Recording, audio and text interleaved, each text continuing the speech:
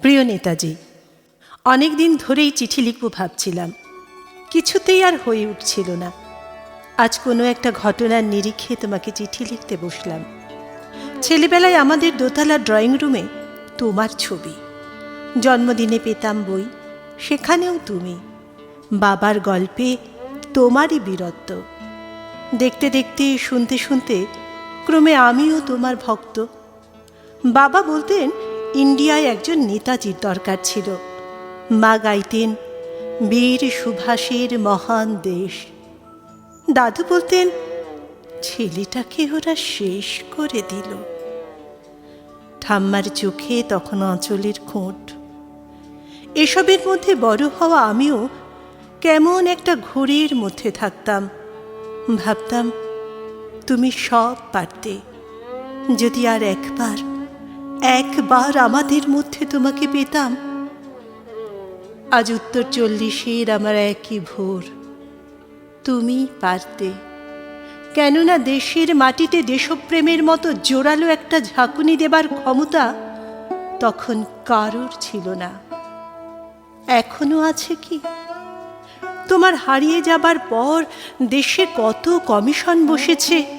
ভারতের পূর্ব, পশ্চিম, উত্তর, দক্ষিণে কোনো পীর, কোনো সন্ত, কোনো দয়ালু বৃদ্ধকে দেখে ভুল করেছে সবাই, ছুটে গেছে তুমি মনে করে, কিন্তু ফিরেছে মাথা নেড়ে।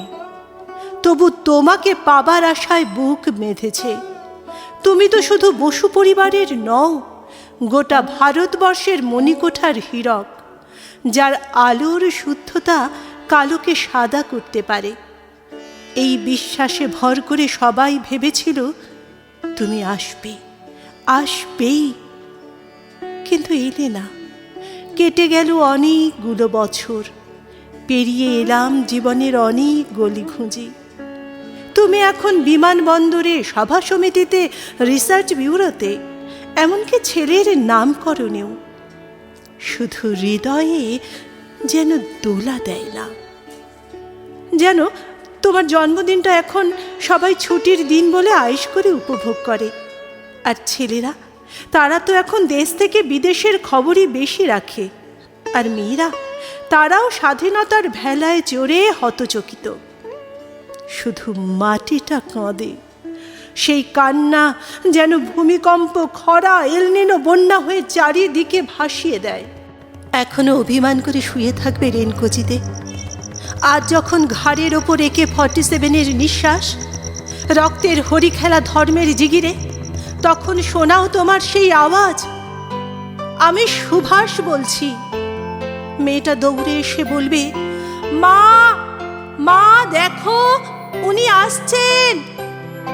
পাশের বাড়ির মেসোমশাই ডাকবেন জানলা দিয়ে, বৌমা বৌমা, আমি বলিনি উনি ফিরে আসবেন? খোলা জানলার ধারে দাঁড়াবেন মেয়েরা, তাদের ডান হাতে শঙ্খ, বাঁচোখে জল। নদী হবে উত্তাল, নৌকা বেসামাল। পরাণ মাঝিও চেঁচাবে, উনি আসতেছেন, উনি আসতেছেন, উনি ফিরে আসতেছেন। সবুজ মাঠে শিশুদের হাতে পতাকার দোলা। উনি আসছেন, উনি আসছেন, উনি ফিরে আসছেন। তোমার হারিয়ে যাওয়া জন্মদিনের ভিতর থেকে উঠে আসুক আরেকটা 23-এ।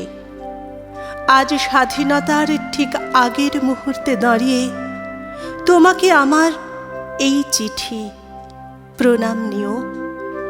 ভালো থেকো নেতাজি, প্রণাম নিও।